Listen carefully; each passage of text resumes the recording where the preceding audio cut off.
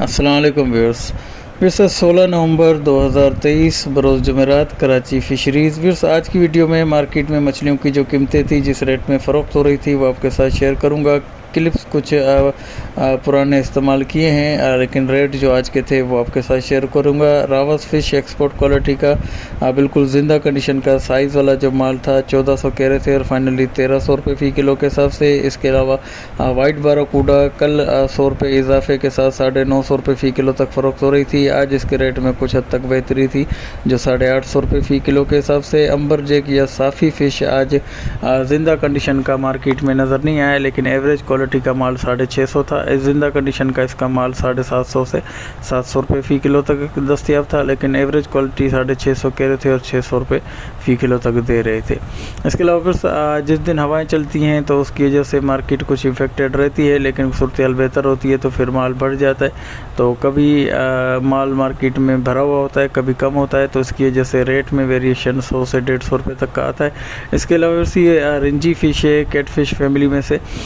इसका सर हटा के पिछले हिस्से को फ्राई वगैरह या स्टॉलेज पे सुरमई के नाम पे फ़रोख्त करते हुए देखा गया है। वेस्टेज की शरह इसकी तकरीबन 60% तक की रहती है, 400 रुपये फ़ी किलो के हिसाब से। इसके अलावा सारम फ़िश है, इसको भी सुरमई के नाम पे फ़रोख्त कर दिया जाता है, जो इसका डोर वाला ज़िंदा कंडीशन का साइज़ वाला माल था 450 रुपये फ़ी किलो के हिसाब से।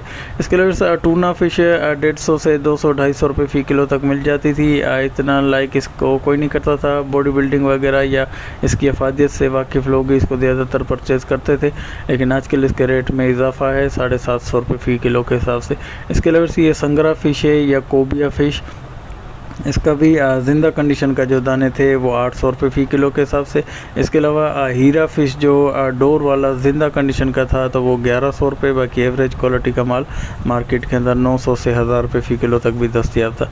इसके अलावा जो ब्लैक पापलेट है, साइज़ वाले बड़े साइज़ के दाने और बिल्कुल ज़िंदा कंडीशन का जो माल था वो 1400 रुपये फ़ी किलो के हिसाब से। और इसके अलावा जो इसके छोटे साइज़ के वो कुछ हद तक शॉर्ट हैं, वो 1000 से 1100 रुपये फ़ी किलो तक फ़रोख्त होते हैं। इसके अलावा सुरमई के रेट में भी आज कुछ बेहतरी थी। इसका जो फ्रेश और ज़िंदा कंडीशन का माल था 1600 रुपये फ़ी किलो के हिसाब से। कल मार्केट के अंदर 1800 रुपये फ़ी किलो तक फ़रोख्त हो रही थी सुरमई फ़िश।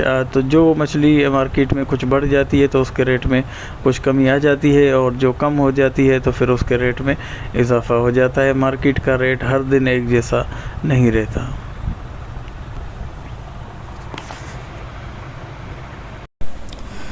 इसके लिए फ़िश इन्फॉर्मेशन की वीडियो यहीं तक थी। कुछ जनरल इन्फॉर्मेशन है कि पिंडी के एक दोस्त ने मुझे फ़ोन किया कि 500 रुपये फ़ी किलो तक उनको रिंजी फ़िश का बोनलेस विद डिलीवरी घर पे मुहैया हो रहा है, तो उसके लिए क्या करना चाहिए। तो मैं उनको बताता चलूँ कि रिंजी फ़िश बिल्कुल फ्रेश और ज़िंदा कंडीशन का जो माल है वो इस वक्त ग्रॉस वेट में 400 रुपये पर केजी के हिसाब से, और अगर इसका बोनलेस निकाला जाए तो तकरीबन 60% तक की उसके अंदर वेस्टेज की शरह रहती है, जो 900 से 1000 रुपये फ़ी किलो तक यहीं पड़ जाता है। उसके बाद डिलीवरी और दीगर मामलात भी इसके अंदर शामिल हैं।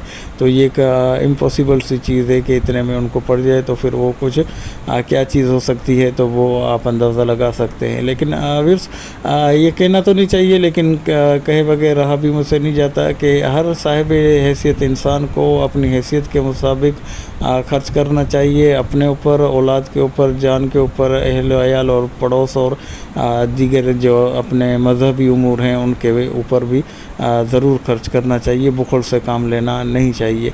मेरे दोस्त हैं, मेरे साथ ही रहते हैं, वो मेरी वीडियोज़ वगैरह भी देखते रहते हैं, और अक्सर मैं उनको ये कह भी चुका हूँ। वो थोड़ा सा काफ़ी हद तक बुखल से काम लेते हैं, खाने पीने, अपने बच्चों के मामले में भी, खुराक के मामले, पहनावे के मामले में भी।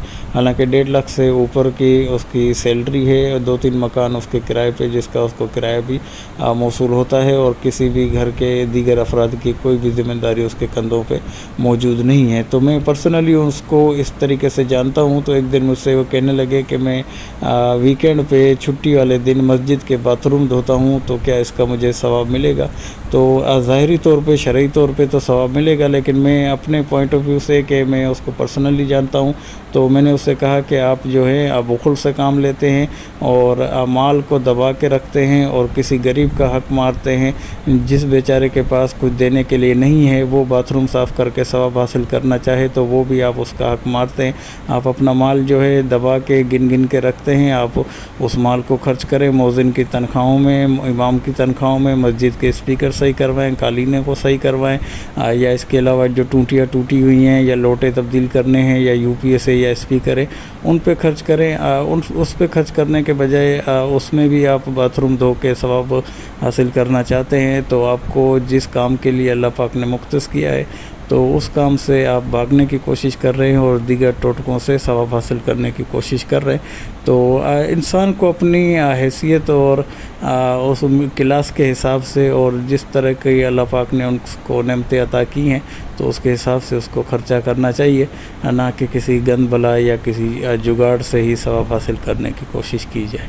व्यूअर्स, उम्मीद है कि ये छोटी सी वीडियो आपको पसंद आई होगी। पसंद आई तो लाइक शेयर और सब्सक्राइब करके बेल आइकन को भी प्रेस कर दें ताकि हर नए आने वाली वीडियो का नोटिफिकेशन सबसे पहले आपको मिलता रहे। इसके अलावा व्हाट्सअप नंबर मेरा स्क्रीन पे शो हो रहा है तो आप मुझसे रब्ता कर सकते हैं।